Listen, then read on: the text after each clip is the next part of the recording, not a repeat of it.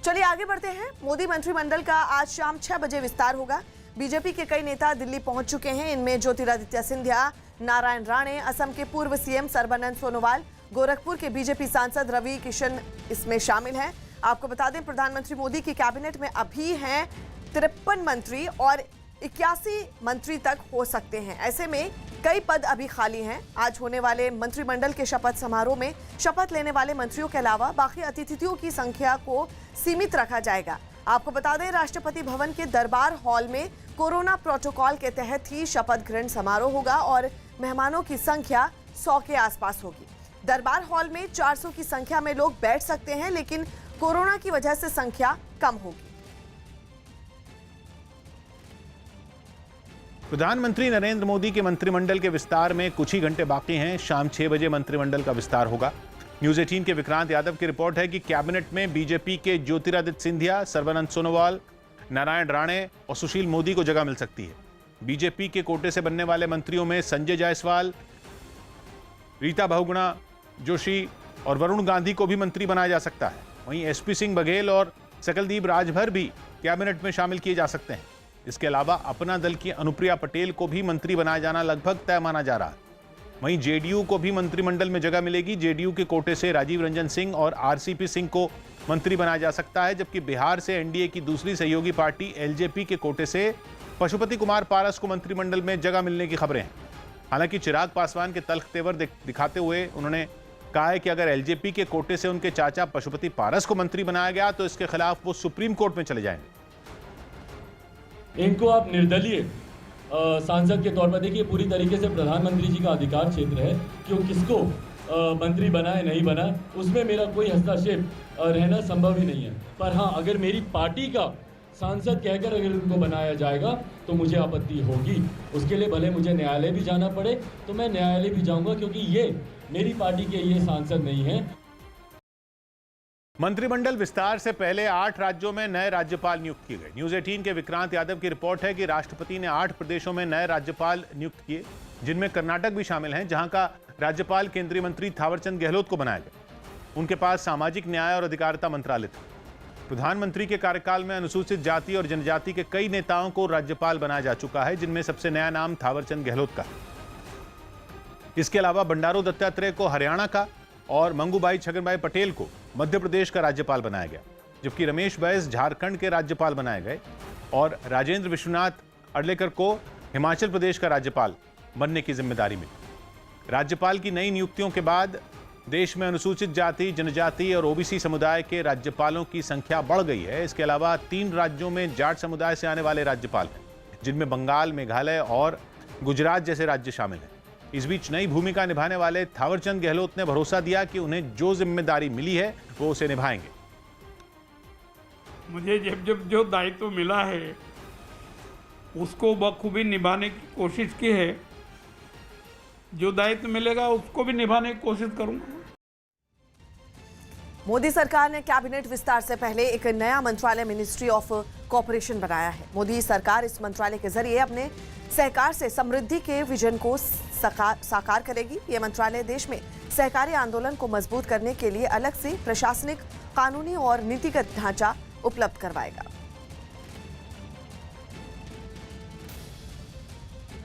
नया मंत्रालय बनने के बाद गृह मंत्री अमित शाह ने प्रधानमंत्री मोदी को बधाई दी। उन्होंने ट्वीट किया और अपने ट्वीट में लिखा कि मोदी सरकार ने सहकार से समृद्धि के सपने को साकार करने हेतु एक अलग सहकारिता मंत्रालय बनाने का निर्णय लिया है। इस अभूतपूर्व निर्णय पर पीएम नरेंद्र मोदी का हृदय से आभार व्यक्त करता हूं। मोदी के इस दूरदर्शी निर्णय से कृषि और ग्रामीण क्षेत्र में समृद्धि का एक नया सवेरा आएगा। मोदी सरकार पिछले 7 सालों से देश के गांव, गरीब और किसानों के कल्याण और उनसे संबंधित व्यवसायों को आत्मनिर्भर बनाने के लिए निरंतर सेवारत है। मुझे विश्वास है ये ऐतिहासिक निर्णय सहकारिता सेक्टर और उससे जुड़े लोगों को सशक्त करेगा और भारत के सहकारिता सेक्टर को नई ऊंचाइयों तक ले जाएगा। तो वहीं बीजेपी अध्यक्ष जेपी नड्डा ने भी नया मंत्रालय बनाने पर प्रधानमंत्री मोदी को बधाई दी। उन्होंने भी ट्वीट किया और अपने ट्वीट में लिखा कि प्रधानमंत्री नरेंद्र मोदी ने देश में सहकारी गतिविधियों को मजबूत करने के लिए सहकारिता मंत्रालय बनाने का निर्णय लिया है। सहकार से समृद्धि की भावना के साथ ये मंत्रालय प्रशासनिक, कानूनी और नीतिगत ढांचे को मजबूती प्रदान करेगा। नीतीश कुमार का जनता दरबार फिर शुरू होगा। बिहार के सीएम नीतीश कुमार का जनता दरबार फिर 12 जुलाई से शुरू होगा। ये जनता दरबार हर सोमवार को लगाया जाएगा और इस दौरान वो लोगों की समस्याएं सुनेंगे।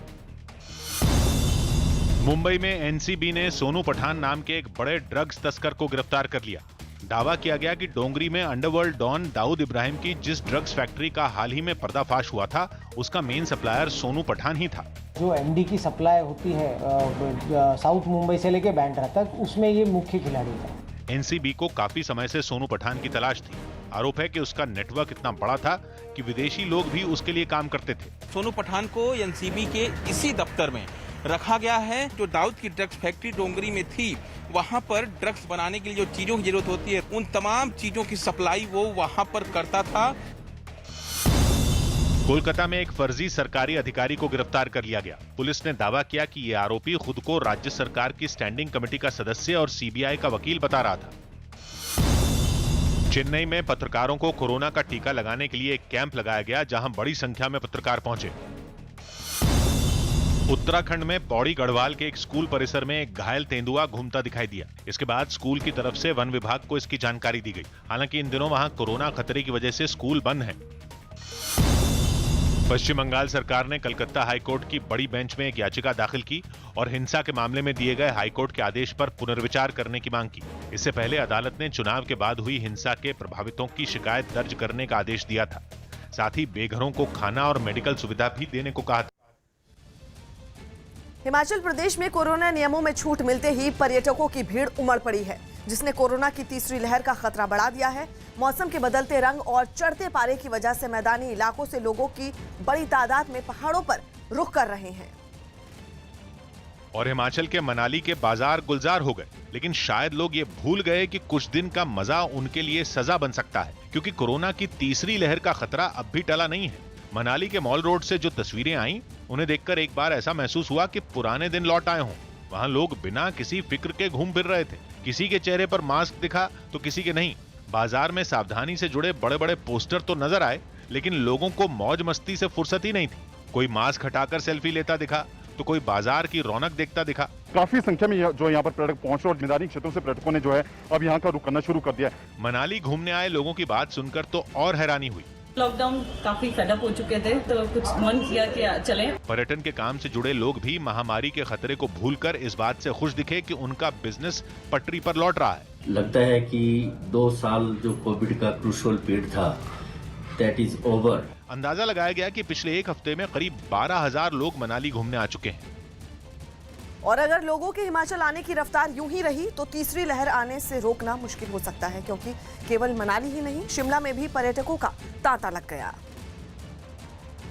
और करीब 2 साल से लोगों का इंतजार कर रही सड़कों पर गाड़ियां ही गाड़ियां दिखी। शिमला के बाजारों में भी मनाली जैसी ही रौनक नजर आई। साथ ही नजर आई लोगों की वैसी ही लापरवाही। जो पहाड़ों का नजारा देखने निकले तो ये भूल गए कि सरकार के नियमों का पालन करना है। वहां भीड़ हुई तो 2 गज की दूरी की बात करना बेमानी हो गया। रही सही कसर सेल्फी और फोटो खिंचवाने के शौक ने पूरी कर दी, जिसके लिए लोगों ने चेहरे से मास्क हटा दिया और बीच बाजार पूरे परिवार के साथ छुट्टियों का मजा लेने लगे। कुछ लोगों ने ये तक नहीं सोचा कि उनकी लापरवाही बच्चों पर भारी पड़ेगी। लोगों की बातें सुनकर सर तो तब घूमने लगा जब उन्होंने कोरोना की तीसरी लहर आने से पहले तरोताजा होने की दलील दे दी। अगली वेव आने वाली है, तो उससे पहले जो हमारे ये छोटे मोटे प्लानिंग थे ये कंप्लीट कर लें। धर्मशाला में भी कुछ ऐसा ही हाल रहा और वहां के बाजारों में भी लोग कोरोना नियमों को भूलकर घूमते दिखे। प्रशासन का अनुमान है कि जून महीने में लाखों पर्यटक हिमाचल आ चुके हैं। पिछला ही महीना जो जून का अभी गया, लगभग उसमें जो है 6 से 7 लाख के करीब जो है टूरिस्ट यहाँ पर आए। पर्यटकों का आना होटल और पर्यटन से जुड़े लोगों के लिए अच्छी खबर है, लेकिन इसकी आड़ में इस बात की अनदेखी नहीं की जा सकती कि भीड़ कोरोना को दावत दे रही है। पश्चिम बंगाल के आसनसोल में एक पुलिस थाने पर लोगों ने हमला कर दिया। चोरी के आरोप में पुलिस ने एक लड़के को हिरासत में लिया था, लेकिन बाद में उस लड़के की मौत की खबर आई, जिसके बाद लोगों का गुस्सा भड़क गया और लोगों ने पुलिस थाने पर हमला कर दिया। भीड़ ने थाने पर पत्थर बरसाने शुरू कर दिए। पुलिस वाले खुद को बचाने की कोशिश करते रहे। सड़क से गुजर रही कुछ भैंसों के पीछे छुपकर पुलिस वाले खुद को पत्थरों से बचाने लगे। एक पुलिस वाला आगे बढ़कर पत्थरों का जवाब पत्थरों से देने की कोशिश करता रहा, लेकिन भीड़ पुलिस वालों पर भारी ही पड़ती दिखने लगी। थोड़ी देर में बवाल इतना बढ़ा कि लोगों ने थाने में खड़ी पुलिस वालों की एक गाड़ी को ही फूंक दिया। आग की लपटें दूर दूर तक दिखने लगी। इसके बाद तो थाने से पुलिस वाले गायब दिखे और भीड़ बिना किसी रोक के पत्थर बरसाती रही।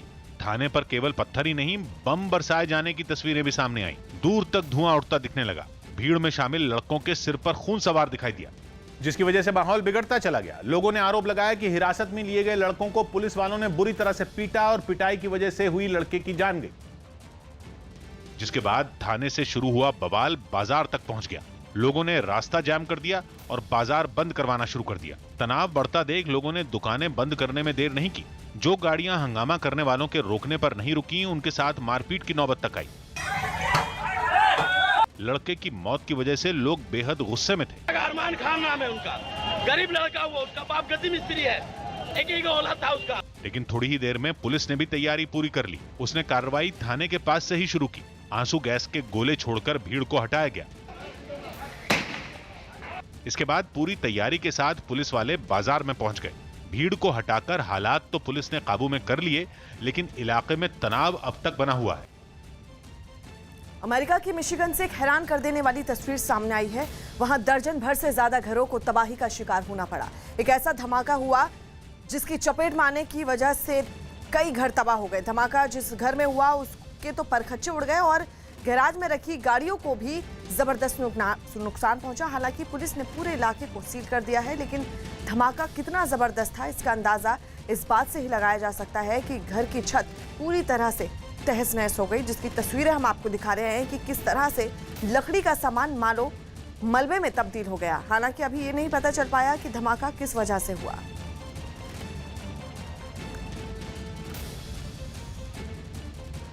एक तरफ दिल्ली समेत पूरा उत्तर भारत प्रचंड गर्मी की मार झेल रहा है, दूसरी तरफ बिहार के कई जिले बाढ़ से बेहाल हैं। पहले केवल उत्तरी बिहार यानी नेपाल की सीमा के पास वाले जिलों में हालात खराब थे, लेकिन अब बाढ़ झेलने वाले जिलों की गिनती बढ़ती जा रही है, जिनमें गोपालगंज जिला भी शामिल हो गया। गोपालगंज की सड़कों पर बह रहा सैलाब लोगों को डराने लगा है। कई फीट तक के पानी के बीच से गुजरता एक परिवार दिखा। आदमी दोनों हाथों से 2 बच्चों को गोद में लिए रहा और पीछे चल रही उसकी पत्नी भी एक बच्चे को गोद में लेकर आगे बढ़ती रही। दोनों एक एक पांव बहुत संभाल कर बढ़ाते दिखे, क्योंकि पानी की तेज लहर बहाकर भी ले जा सकती थी। बात करने पर पता चला कि इस परिवार को इसी तरह चलते हुए 5 घंटे से ज्यादा बीत चुके थे। बच्चों को तेज बुखार के बाद डॉक्टर के पास ले जाने के लिए इन्हें अपनी जान दांव पर लगानी पड़ी। बुखार खांसी हो गया है, बहुत ज्यादा हो गया है, कोई नाव की सुविधा नहीं है जी जाए हम। बिहार का शिवहर जिला भी बाढ़ की चपेट में है। बागमती नदी का पानी रिहायशी इलाकों में दाखिल हो चुका है। कई फीट तक के पानी में लोगों के घर तो क्या सरकारी इमारतें तक डूबी हैं। दूर दूर तक न सड़क दिख रही है, न ही कोई मैदान। इसीलिए अब लोगों में डर का माहौल बनने लगा है, क्योंकि नदियों का पानी तब तक कम नहीं होगा जब तक बारिश का दौर बंद नहीं होगा। इसीलिए अपने ही घरों में कैद लोगों के सामने खाने पीने का भी संकट खड़ा हो सकता है। इसलिए बिहार के बेतिया जिले में एक गांव के लोगों ने मिलकर खुद ही कच्चा पुल तैयार कर लिया। बाजार या शहर तक पहुंचने के लिए गांव के लोगों को पानी से होकर गुजरना पड़ता है और तेज लहरों के बीच नाव तक भी पलटने का खतरा बना रहता है। इसीलिए गांव के लोगों ने खुद ही बल्लियों को बांधकर एक पुल तैयार कर लिया। दरभंगा जिला भी बाढ़ की चपेट में है, जहां कमला बलान नदी ने एक बड़े रिहायशी इलाके को अपनी चपेट में ले लिया है। कुछ इमारतों की केवल छत पानी के ऊपर दिख रही है। कुछ 2 मंजिला इमारतों की पहली मंजिल करीब पूरी तरह पानी में डूबी दिखी। सरकार भी इस बार बाढ़ की तैयारियों में आई मुश्किलें गिना रही है। लॉकडाउन था, मटेरियल का मूवमेंट मुश्किल था, लेबर नहीं मिल रहा था। दरभंगा में कई गांव ऐसे हैं जहां सैलाब में सब कुछ डूब चुका है और लोग अपनी जान बचाने के लिए ऊंची जगहों पर जाने लगे। बाढ़ की वजह से बिहार में रेल सेवा तक ठप पड़ी, क्योंकि कई जगहों पर पटरियां पानी में डूबी हैं, जिनमें पूर्वी चंपारण का सुगौली स्टेशन भी शामिल है। सुगौली समेत कई स्टेशन ऐसे हैं जो पानी में डूबे हैं, जिसकी वजह से कई ट्रेनें रद्द की जा चुकी हैं। बिहार के कुछ हिस्से तो ऐसे हैं जहां अब केवल नाव ही चलती दिखती है, जिनमें बगहा भी शामिल है। बगहा में नावों के सहारे ही लोग अपने परिवार को महफूज जगहों तक पहुंचाने की जद्दोजहद में लगे हैं, जबकि मुजफ्फरपुर में बूढ़ी गंडक नदी गुस्से में है। इस बार उन रिहायशी इलाकों में भी पानी जमा हो चुका है जहां पिछले सालों में पानी नहीं पहुंचा करता था। लोग कई फीट तक के पानी से गुजरने को मजबूर हैं। ड्रोन कैमरे से ली गई तस्वीरों में मुजफ्फरपुर की मुसीबत साफ दिखाई दी।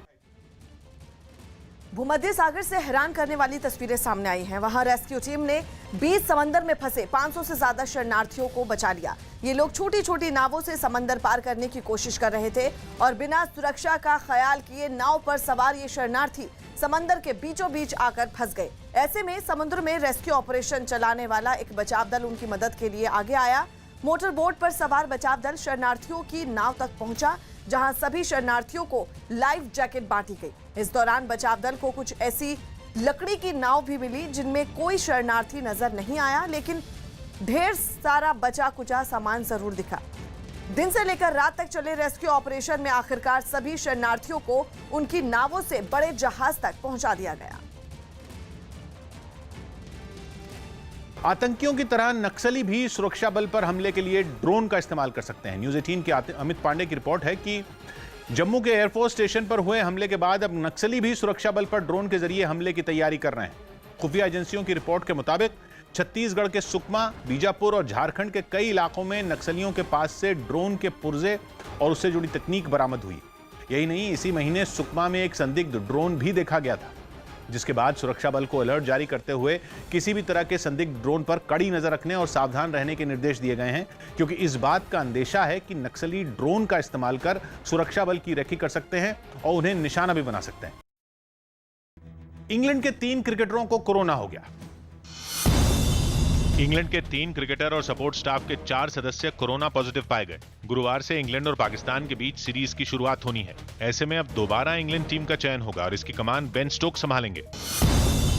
यूपी के सीएम योगी आदित्यनाथ ने अपने अधिकारियों को कांवड़ यात्रा के लिए उत्तराखंड और दूसरे पड़ोसी राज्यों से बात करने के निर्देश दिए, क्योंकि कांवड़ यात्रा के दौरान श्रद्धालु गंगा जल लेने के लिए हरिद्वार और ऋषिकेश जाते हैं, लेकिन उत्तराखंड में कोरोना संकट की वजह से कांवड़ यात्रा पर रोक लगा दी गई है। मुंबई के पास नाहर रेलवे स्टेशन पर एक मालगाड़ी के 2 डिब्बे पटरी से उतर गए। राहत की बात यह रही कि इस हादसे में कोई बड़ा नुकसान नहीं हुआ। मुंबई में ऑनलाइन चालान नहीं भरने वाले लोगों से निपटने के लिए ट्रैफिक पुलिस ने नया तरीका निकाला। ट्रैफिक पुलिस के जवान अब ऐसे लोगों के घर जाकर जुर्माना वसूल रहे हैं। बताया गया कि इस अभियान में पुलिस को काफी कामयाबी भी मिल रही है। ट्रैफिक पुलिस है वो लोगों के घर घर जाकर उनसे जो ई चालान के पैसे हैं वो इकट्ठा करेगी। यही नहीं, पुलिस जुर्माना न देने वालों को कानूनी नोटिस भी दे रही है।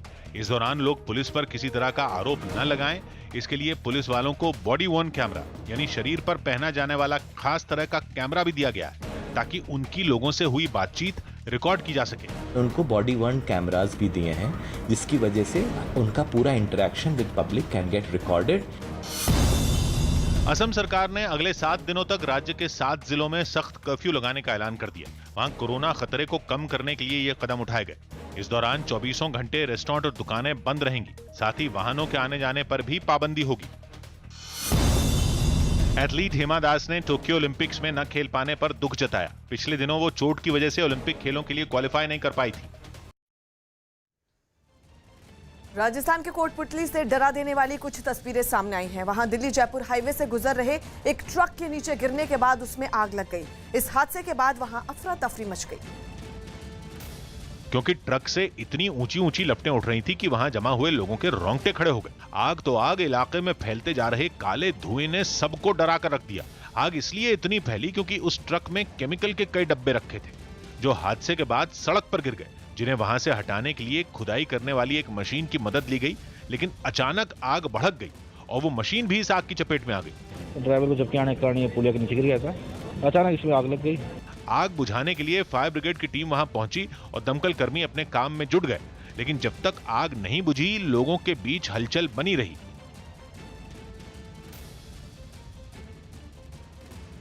इस वक्त की बड़ी खबर आपको बता दें, और बड़ी खबर आ रही है तेल की कीमतों से जुड़ी हुई। आज फिर पेट्रोल और डीजल के दाम बढ़े हैं, जिसके बाद दिल्ली में 1 लीटर पेट्रोल की कीमत 100 रुपए के पार हो गई है। जी हां, पेट्रोल की कीमत दिल्ली में 100 रुपए के पार। आज बड़े दामों के बाद अब दिल्ली में 1 लीटर पेट्रोल की कीमत 100 रुपए 25 पैसे हो गई है, जबकि 1 लीटर डीजल के दाम 79 रुपए 57 पैसे हो गए हैं। प्रियंका हमारे सहयोगी इस वक्त फोन लाइन पर मौजूद हैं। प्रियंका, फिर से दाम बढ़े?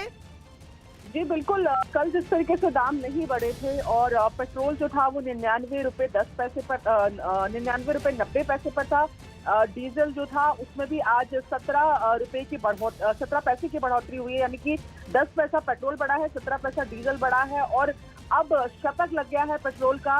100 रुपए 25 पैसे प्रति लीटर अब राजधानी में आज से पेट्रोल बिक रहा है और साथ ही 89.57 ये डीजल का प्राइस है, यानी कि लगातार बढ़ रही कीमतों के बाद अब पेट्रोल ने दिल्ली में भी शतक लगा दिया है। 100 के पार दिल्ली में भी आज से पेट्रोल बिकना शुरू हो रहा है। जी फराह। शुक्रिया प्रियंका।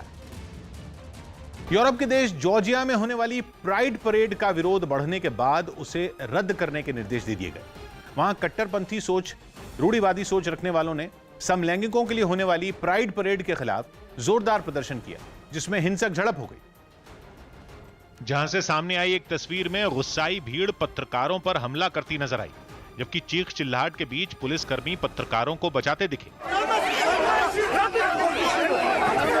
एक तस्वीर में तो एक आदमी एक पत्रकार पर अपनी मोटरसाइकिल चढ़ाने की कोशिश करता दिखाई दिया, तो वहीं एक शख्स ने एक पत्रकार के कैमरे को तोड़ दिया और उसको बुरी तरह पीट डाला, जिससे पत्रकार की एक आंख में गहरा जख्म नजर आया और उसका ट्राइपॉड भी फर्श पर टूटा पड़ा मिला, जिसके बाद उसे एम्बुलेंस से अस्पताल रवाना किया गया। प्राइड परेड का विरोध कर रहे लोगों ने मार्च के लिए तय किए गए रास्ते पर लकड़ी का सामान बिखेरकर सड़क ब्लॉक करने की कोशिश भी की। इस दौरान वहां की संसद के बाहर इकट्ठा हुए प्रदर्शनकारियों ने समलैंगिकों और उनके समर्थकों पर प्रोपेगेंडा करने का आरोप लगाया। यूपी के आजमगढ़ में पुलिस की कार्रवाई के खिलाफ कांग्रेस ने प्रदर्शन किया। आरोप है कि 7 दिन पहले पुलिस जब एक इलाके में विवाद को शांत करवाने पहुंची थी तो वहां के प्रधान और उसके समर्थकों ने उस पर हमला कर दिया था। बताया गया कि पुलिस ने भी कार्रवाई करते हुए आरोपी प्रधान के मकान में तोड़फोड़ की, लेकिन अब उसी मकान और जमीन पर पड़े उसके मलबे के सामने बैठकर कांग्रेस कार्यकर्ताओं ने प्रदर्शन किया। पुलिस की कार्रवाई पर विरोध जताते हुए उन्होंने खूब नारेबाजी की। कांग्रेस के इस प्रदर्शन में इलाके की कई महिलाएं भी शामिल हुई।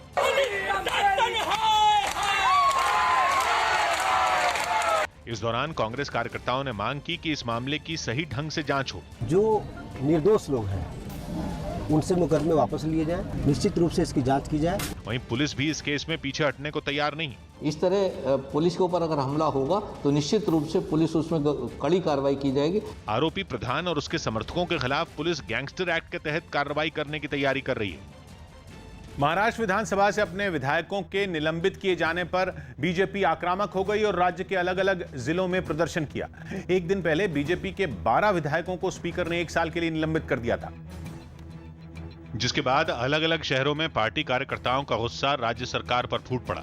नागपुर में बीजेपी कार्यकर्ता इस कदर भड़के कि उन्होंने मुख्यमंत्री का पुतला जला डाला। अपना गुस्सा दिखाने के लिए उन्होंने जलते हुए पुतले को पैरों से भी मारा। विधानसभा में बीजेपी विधायकों पर हुई कार्रवाई पर ये लोग इतने आग बबूला हुए कि उन्होंने पुलिस की कोई बात ही नहीं सुनी। पुलिस ने इन लोगों को रोकने की कोशिश की तो ये धक्का मुक्की करने लगे और 2 टूक चेतावनी दी कि अगर विधायकों का निलंबन वापस नहीं हुआ तो सरकार इससे बड़े प्रदर्शन के लिए तैयार रहे। निलंबन वापस घेतलं नाही, तीव्र आंदोलन अजून करणार आहोत, तीव्र आंदोलन आम्ही करणार आहोत। एक दिन पहले महाराष्ट्र विधानसभा का मॉनसून सत्र शुरू हुआ था और पहले ही दिन सत्र में इतना हंगामा हुआ कि अगले दिन बीजेपी विधायकों को विधानसभा के बाहर प्रदर्शन करना पड़ा। पार्टी के नेता विधायकों के निलंबन का विरोध करने के लिए विधानसभा के बाहर सीढ़ियों पर बैठ गए और वहां डमी विधानसभा चलाने लगे। विधानसभा में 12 विधायकों के निलंबन के खिलाफ बीजेपी ने प्रति विधानसभा यहां बनाई है और प्रदर्शन करते हुए नजर आ रहे हैं। सीढ़ियों पर बैठे बीजेपी विधायकों ने पहले महाविकास आघाड़ी सरकार के खिलाफ नारे भी लगाए, जिसके बाद उन्होंने एक विधायक को नकली स्पीकर बनाया और एक दिन पहले सदन में हुए हंगामे का सांकेतिक विरोध करने लगे। लेकिन ये प्रदर्शन बहुत देर तक नहीं चला और बीजेपी विधायकों को वहां से हटा दिया गया। इस दौरान बीजेपी के तेवर तीखे बने रहे। उसने अपने विधायकों पर बुरा व्यवहार करने का आरोप लगाने वाले कार्यवाहक स्पीकर भास्कर जाधव पर हमले जारी रखे और सदन के बाहर उनका विरोध करने इकट्ठा हुए। लेकिन तभी मार्शल आए और उन्होंने बीजेपी विधायकों को वहां से हटाना शुरू कर दिया। इस दौरान फडणवीस की उनसे थोड़ी बहस भी हुई, लेकिन बहस का कोई नतीजा नहीं निकला और प्रदर्शन कर रहे विधायकों को वहां से हटना पड़ा। विधानसभा की सीढ़ियों पर बैठे बीजेपी विधायकों को फिलहाल यहां से हटाया जा रहा है। इस बात से बीजेपी का पारा और चढ़ गया।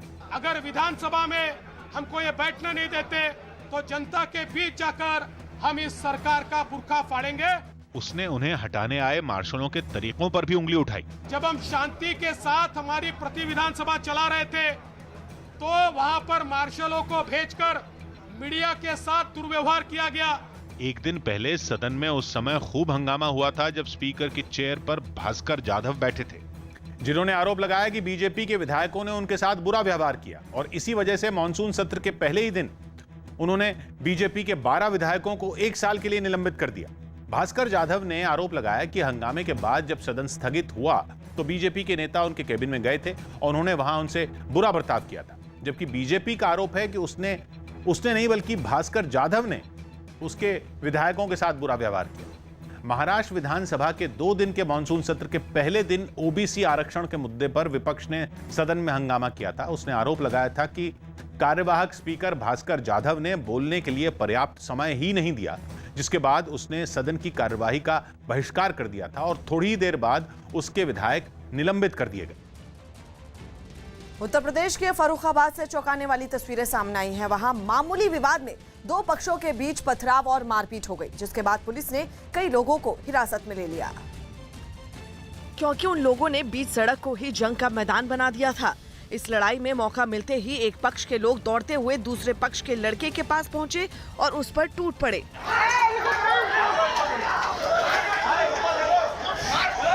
उन्होंने उसे इतना मारा कि वो जमीन पर गिर गया।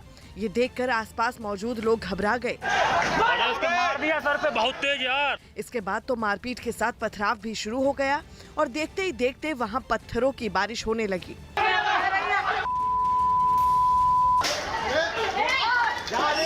वहां एक महिला के साथ कुछ ऐसे लोग भी दिखाई दिए जो इस लड़ाई को जल्द से जल्द खत्म करवाना चाहते थे, लेकिन उनके कई बार कहने के बावजूद भी हंगामा शांत नहीं हुआ। वहां के दुकानदारों ने तो डर के मारे अपनी दुकानें बंद करने में ही भलाई समझी। हालांकि थोड़ी देर बाद वहां पुलिस पहुंच गई, जिसके बाद मामला शांत हुआ, लेकिन इस घटना का वीडियो सोशल मीडिया पर वायरल हो गया। कैरिबियाई देश क्यूबा से डराने वाली तस्वीरें सामने आई, जहां तूफान और तेज बारिश ने भारी तबाही मचाई। एल्सा नाम के इस तूफान का सबसे ज्यादा असर क्यूबा के दूर दराज वाले इलाकों में देखने को मिला, जहां घंटों हुई मूसलाधार बारिश से कई इलाके पानी पानी हो गए और नदियों में पानी खतरे के निशान के ऊपर बहता नजर आया। नदी में बहते पानी की रफ्तार भी ऐसी कि उसके आसपास रहना भर खतरे से खाली नहीं। सड़कें भी पानी से तरबतर नजर आईं, जिन पर पैदल चलना तक नामुमकिन हो गया। वहीं कई जगहों पर झमाझम गिरती बारिश की बूंदों ने तेज हवाओं के साथ मिलकर धुंध होने जैसा एहसास दिला दिया, जहां ऊंचे से ऊंचे पेड़ हवा के रुख के साथ झुकते नजर आए। इस बीच तूफान के बढ़ते खतरे को देखते हुए कई लोगों को उनके घरों से हटाकर सुरक्षित ठिकानों पर पनाह दी गई। पाकिस्तान की खस्ता हाल होती आर्थिक स्थिति लगातार गंभीर होती जा रही है। पाई पाई को मोहताज पाकिस्तान पर जितना कर्ज है, उसको चुकाने के लिए वो फिर कर्ज ले रहा है। पाकिस्तान ने पहले चीन से इसके लिए कर्ज लिया था और अब सऊदी अरब के बैंक से वो $4.5 अरब का कर्ज ले रहा है। पाई पाई को मोहताज पाकिस्तान एक बार फिर कोरोना काल में कर्ज के बोझ में दब गया है। खबर है कि पाकिस्तान सऊदी अरब से $4.5 अरब का कर्ज ले रहा है। इसके लिए पाकिस्तान और सऊदी अरब के इस्लामिक डेवलपमेंट बैंक के बीच करार भी हो चुका है और हैरानी की बात है कि इस कर्ज का इस्तेमाल पाकिस्तान कई सेक्टर्स के बकाया रकम को चुकाने के लिए करेगा। इमरान नियाजी की सरकार वाले पाकिस्तान की हालत अब ऐसी हो चुकी है कि उसे कर्ज चुकाने के लिए भी कर्ज का सहारा लेना पड़ रहा है। खबर है कि पाकिस्तान सऊदी अरब के बैंक से $4.5 अरब का कर्ज ले रहा है। पाकिस्तान की मुफलिसी का आलम यह हो चुका है कि अगले 3 साल में पाकिस्तान कर्ज की इस रकम को crude oil, refined petroleum product, LNG यानी कि लिक्विफाइड नेचुरल गैस और इंडस्ट्रियल केमिकल यूरिया की रकम चुकाने के लिए करेगा। यानी कि आर्थिक बदहाली झेल रहा पाकिस्तान एक बार फिर चीन के बाद सऊदी अरब के आगे हाथ फैलाए खड़ा है। खबर है कि कर्ज की इस भारी भरकम रकम के लिए पाकिस्तान का सऊदी अरब की बैंक इस्लामिक डेवलपमेंट बैंक से करार हुआ है। इस तरीके से उसे चाइना का लोन भी रिपे करना है, चाइना से और लोन लेना है, अपनी इंटरनल प्रॉब्लम्स को ओवरकम करना है। जो उसके वैसे भी लोन्स और उसके इंटरेस्ट हैं वो इतने ज़्यादा हो गए हैं कि वो नियरली अनअफोर्डेबल हो गए हैं। उस पॉइंट ऑफ व्यू से मुझे लगता है कि पाकिस्तान को सेलिब्रेट करना चाहिए कि यस वो लोन ले पाया है। पाकिस्तान का पोर पोर कर्ज में डूबा हुआ है। दावा किया जा रहा है कि पाकिस्तान पर कर्ज का ज्यादातर हिस्सा इमरान सरकार के शासनकाल में लिया गया है। यानी 3 साल के इमरान सरकार के शासनकाल में पाकिस्तान की ये स्थिति हो गई है कि पाकिस्तान सिर से पांव तक कर्ज में डूब गया है। आंकड़े बताते हैं कि अब तक पाकिस्तान ने जितना भी कर्ज लिया है उसमें 46% से ज्यादा हिस्सेदारी इमरान नियाजी सरकार की ही है। जिस तरीके से उसकी ऑपोजिशन, उसका इंटेलिजेंसिया इंडिकेट कर रहा है, लोन पे ली हुई जिंदगी आप बहुत दिन नहीं चला पाएंगे। आपका देश आपको इज्जत नहीं करेगा, दूसरे देश आपको इज्जत उतनी नहीं दे पाएंगे। दावा किया जा रहा है कि पाकिस्तान में पूरे सालाना बजट में कर्ज की हिस्सेदारी 82% है। पाकिस्तान मीडिया रिपोर्ट के मुताबिक पाकिस्तान के हर एक नागरिक पर औसतन 1,76,000 रुपए का कर्ज है। साल 2020 तक पाकिस्तान पर 45 लाख करोड़ रुपए का कर्ज था। इस साल मई महीने में ही पाकिस्तान अपने आका चीन से 100 करोड़ डॉलर का कर्ज ले चुका है। पाकिस्तान की मीडिया रिपोर्ट के मुताबिक मौजूदा वित्त वर्ष के शुरुआती 11 महीनों के दौरान चीन पाकिस्तान को 1200 करोड़ से ज्यादा का कर्ज दे चुका है। इतना ही नहीं, पाकिस्तान ने विश्व बैंक, एशियाई विकास बैंक, इस्लामिक विकास bank, Asian infrastructure investment bank और दूसरी बैंकों से करीब 300 करोड़ डॉलर से ज्यादा का कर्ज ले रखा है। इमरान खान के नेतृत्व वाला पाकिस्तान न सिर्फ कर्ज के बोझ में दबा है, बल्कि पानी और बिजली की किल्लत ने भी पाकिस्तान की मुसीबतें बढ़ा रखी हैं। इसके अलावा इमरान खान खुद कह चुके हैं कि 40% बच्चों को जरूरी पोषण नहीं मिल पा रहा है। इन तस्वीरों से साफ है कि आतंक को पोसने वाला पाकिस्तान की हालत और अभी खराब होने वाली है। पंजाब में कॉन्ट्रैक्ट पर काम करने वाले टीचरों ने चंडीगढ़ में जोरदार प्रदर्शन किया। ये सभी टीचर लंबे वक्त से अपनी नौकरी पक्की करने और वेतन बढ़ाने की मांग कर रहे हैं। बताया गया कि इस पर कोई सुनवाई न होती देख ये लोग राज्य के मुख्यमंत्री कैप्टन अमरिंदर सिंह का घेराव करने निकल पड़े, जिन्हें रोकने के लिए चंडीगढ़ में पुलिस की पूरी फौज उतार दी गई। पहले पूरे रास्ते की बैरिकेडिंग की गई, फिर वहां तैनात पुलिस ने उन पर पानी की बौछार की। इसके बाद उन्हें काबू में करने के लिए आंसू गैस के गोले भी दागे गए, लेकिन ये सब भीड़ के आगे बेअसर रहा, जिसके बाद पुलिस के एक अधिकारी ने अपने जवानों को आगे बढ़कर टीचरों पर लाठीचार्ज करने का आदेश दिया। अधिकारी का आदेश मिलते ही पुलिस वाले भी प्रदर्शनकारियों को खदेड़ने के लिए दौड़ पड़े। पुलिस वालों को अपनी तरफ आता देख लोग वहां से भागे जरूर, लेकिन उनका हंगामा शांत नहीं हुआ।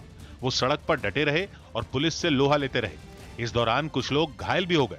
पुलिस ने डंडे मारे हैं, लगातार आगे वधनते। सड़क पर अपनी आवाज उठा रहे इन टीचरों ने सरकार पर वादा खिलाफी का आरोप लगाया। सरकार ने किया सी आज दी मीटिंग तोड़ी लास्ट मीटिंग होएगी, असी ये च हल कढ के सानू मर्ज रेगुलर करके भेजेंगे। पुलिस की इतनी सख्ती के बाद भी ये टीचर बीच रास्ते में ही बैठ गए और वहीं डेरा जमा लिया। परिसीमन आयोग की बैठक में पीडीपी शामिल नहीं होगी। जम्मू कश्मीर में डीलिमिटेशन के काम से पीडीपी ने खुद को अलग कर लिया। परिसीमन आयोग की बैठकों में पीडीपी शामिल नहीं होगी, जिसके लिए महबूबा मुफ्ती की पार्टी ने आयोग को चिट्ठी भी लिख दी। ये एक डिसीजन लिया गया है कि पार्टी इस पूरी प्रोसेस से दूर रहेगी। जबकि बीजेपी ने एक बार फिर डीलिमिटेशन को राज्य के विकास के लिए जरूरी बताया। डीलिमिटेशन प्रक्रिया चल रही है, ये अच्छे से संपन्न होगी और जम्मू कश्मीर के हर वर्ग को, हर क्षेत्र को इसका लाभ मिलेगा। अब श्रद्धालु अमरनाथ धाम में ऑनलाइन पूजा करवा सकते हैं। जम्मू कश्मीर के उपराज्यपाल मनोज सिन्हा ने इस सेवा की शुरुआत की। इसके तहत पूजा करवाने के अलावा लोग ऑनलाइन प्रसाद की बुकिंग भी करवा सकेंगे। दिल्ली हाईकोर्ट ने नए आईटी नियम नहीं मानने पर ट्विटर को फटकार लगाई। कोर्ट ने साफ किया कि नए आईटी नियम के तहत ट्विटर को भारत में अपना शिकायत अधिकारी नियुक्त करना होगा। साथ ही कहा कि अब वो ट्विटर को कोई सुरक्षा नहीं दे सकती और इस मामले में सरकार ट्विटर के खिलाफ कोई भी कार्रवाई करने के लिए आजाद है। इस पर ट्विटर के वकील ने जल्द शिकायत अधिकारी नियुक्त करने का भरोसा दिया, जिसके बाद अदालत ने गुरुवार तक के लिए सुनवाई टाल दी। यानी तब ट्विटर को यह बताना होगा कि वो कितने दिनों में भारत में शिकायत अधिकारी की नियुक्ति कर देगा। दिल्ली के सीएम अरविंद केजरीवाल ने कोरोना प्रभावित परिवारों की मदद के लिए एक योजना शुरू की। साथ ही इस योजना से जुड़ने के लिए एक पोर्टल भी लॉन्च किया। इसके तहत कोरोना की वजह से अपने माता पिता को खोने वाले बच्चों को हर महीने 2,500 रुपए की मदद दी जाएगी। हर महीने 25 साल की उम्र तक के लिए एक मुश्त 2,500 रुपए हर बच्चे को दिए जाने का प्रावधान है। जोधपुर में एक पंचायत ने घूंघट में कोरोना का टीका लगाने वाली एक नर्स को सम्मानित करने का फैसला लिया। कुछ दिन पहले घूंघट में लोगों को टीका लगाते हुए इस नर्स का एक वीडियो सोशल मीडिया पर वायरल हुआ था। इसके बाद कई लोगों ने घूंघट में टीका लगाने पर सवाल उठाए थे, तो कईयों ने ड्यूटी के दौरान परंपरा निभाने पर तारीफ की थी। परंपरा का निर्वहन करते हुए घूंघट में हैं और अपनी ड्यूटी को भी पूर्णता के साथ निभा रही हैं। केंद्र के पर्यावरण और जनजातीय मामलों के मंत्रालयों ने एक संयुक्त आदेश जारी किया। इसके तहत सभी राज्यों से आदिवासी समुदाय के कल्याण के लिए बनाए गए कानूनों को लागू करने की अपील की गई। उत्तर प्रदेश में बीजेपी ने ब्लॉक प्रमुख की सभी 826 सीटों पर चुनाव लड़ने का ऐलान किया। इससे पहले वहां हुए जिला पंचायत अध्यक्ष के चुनाव में बीजेपी को बड़ी जीत हासिल हुई थी। मध्य प्रदेश के सागर से हैरान करने वाला एक वीडियो सामने आया है। वहां चोरों ने सेंट्रल बैंक ऑफ इंडिया में चोरी करने की नाकाम कोशिश की। उनकी ये करतूत बैंक में लगे सीसीटीवी कैमरे में रिकॉर्ड हो गई, जिसमें साफ दिखा कि उन चोरों ने वहां चोरी की नीयत से बैंक के कमरे में हर जगह की तलाशी ली। उनमें एक चोर ने तो पेचकस से लॉकर के ताले को तोड़ने की भी कोशिश की, लेकिन वो अपने इरादे में कामयाब नहीं हो सका। इस बीच एक दूसरा चोर भी उस कमरे में दाखिल हुआ। आते ही उसने पैसे ढूंढने शुरू कर दिए। हालांकि उसे भी कुछ हासिल नहीं हुआ। वहां एक तीसरा चोर भी दिखाई दिया जो उस कमरे के बाहर खड़ा था। इसके बाद एक चोर ने कुर्सी पर खड़े होकर वहां लगे सीसीटीवी कैमरे को तोड़ दिया। तो वहाँ पर मतलब जो लॉकर देखा गया तो लॉकर बिल्कुल सेफ पाया गया है, तो पैसे वैसे की चोरी तो नहीं हो पाई है। पुलिस अब उन तस्वीरों के आधार पर उन्हें पकड़ने में जुटी है। बताया गया कि वो तीनों खिड़की तोड़कर बैंक के अंदर घुसे थे। हरियाणा के डबवाली में धरने पर बैठे किसानों ने बीजेपी के एक कार्यकर्ता की पिटाई कर दी, जिसका वीडियो इंटरनेट पर तेजी से वायरल हो गया। घटना सोमवार शाम की है, लेकिन अब तक कोई कार्रवाई नहीं की गई, जबकि घटना का वीडियो सोशल मीडिया पर तेजी से फैल रहा है। एक बीजेपी कार्यकर्ता किसानों से घिरा हुआ वीडियो में साफ दिखा, जिसे आंदोलन कर रहे किसानों ने पीटना शुरू कर दिया।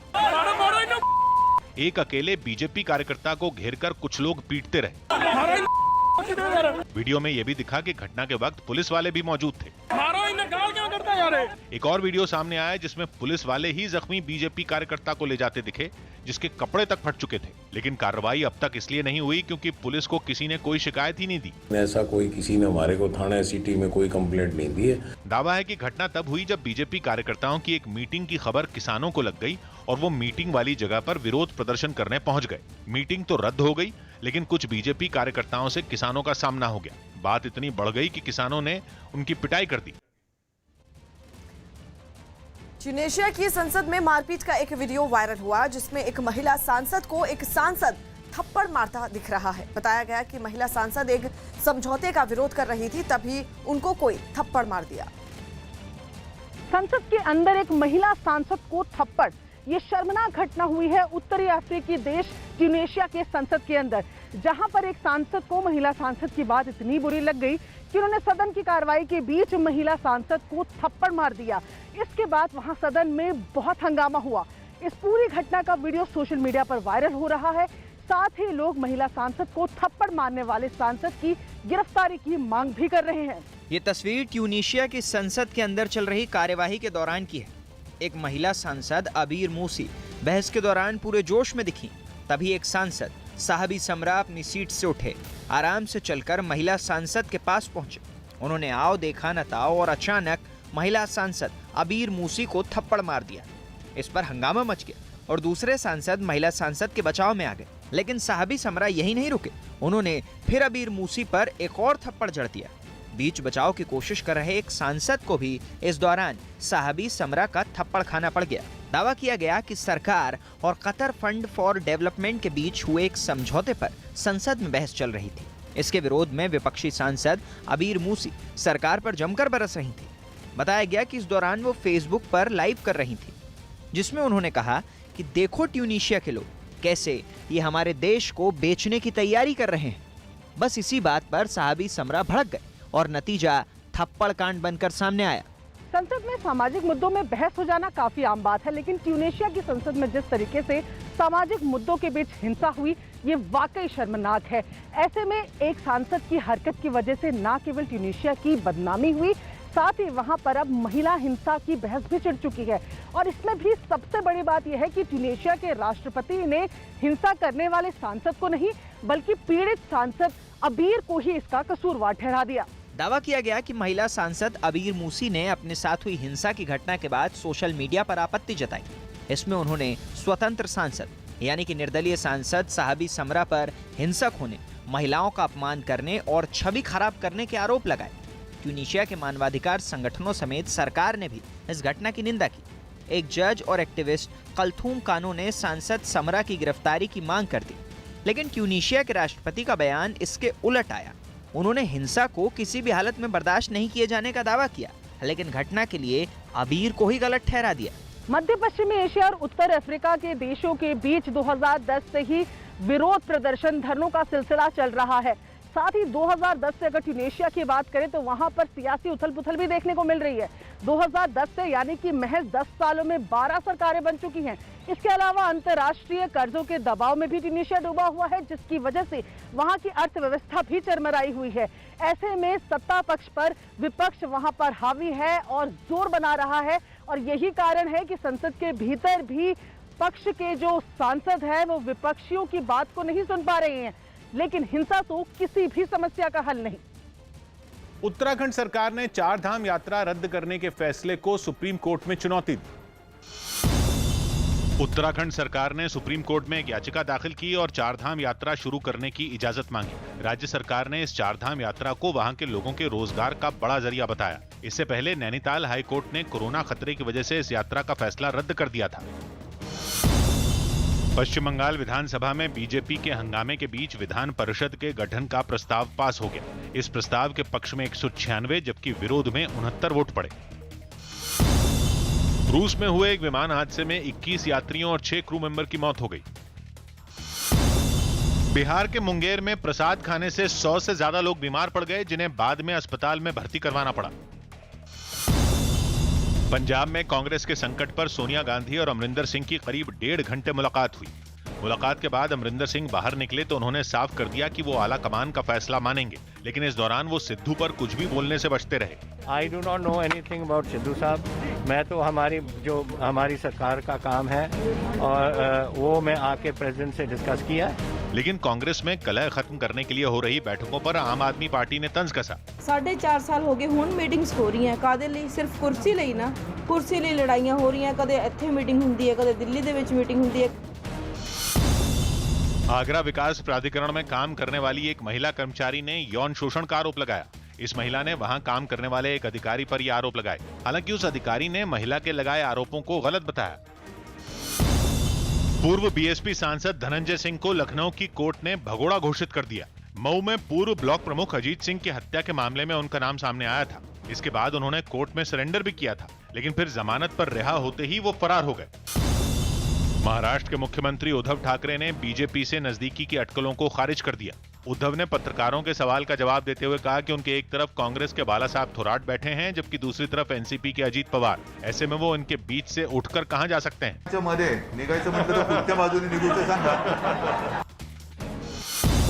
बीएचयू और लखनऊ के कुछ विशेषज्ञों ने वाराणसी में गंगा जल की जांच की। इस जांच में गंगा जल में कोरोना के वायरस नहीं मिलने पर जांच टीम ने राहत की सांस ली। इससे पहले कोरोना की दूसरी लहर के दौरान गंगा नदी में शव बहाए जाने के दावे किए गए थे। इसी के बाद से लोगों के मन में यह आशंका उठी थी कि क्या गंगा के पानी में भी कोरोना का वायरस तो नहीं। सुप्रीम कोर्ट ने पुरी के अलावा ओडिशा के बाकी शहरों में रथ यात्रा निकालने को मंजूरी नहीं दी। न्यूज 18 के श्याम खान की रिपोर्ट है कि कुछ संस्थाओं ने पुरी के अलावा ओडिशा के बाकी शहरों में भी रथ यात्रा निकालने की मांग की थी, जिसे राज्य सरकार ने ठुकरा दिया था। इसके बाद इस मामले में सुप्रीम कोर्ट में याचिका दायर की गई, जिसे कोर्ट ने खारिज कर दिया। इस मामले पर मुख्य न्यायाधीश NV रमना ने कहा कि इन हालात में घर में रहकर भी भगवान की पूजा की जा सकती है। उन्होंने साथ में ये भी कहा कि वो भी भगवान के दर्शन करना चाहते हैं, लेकिन अभी ऐसे हालात नहीं हैं। पुरी में 12 जुलाई से रथ यात्रा शुरू होगी, जिसमें केवल 500 लोगों को ही शामिल होने की इजाजत दी गई है। इसके साथ ही जो लोग यात्रा में शामिल होंगे उनके पास कोरोना की नेगेटिव रिपोर्ट होना भी बेहद जरूरी है। आज की ताजा खबर में एक ब्रेक।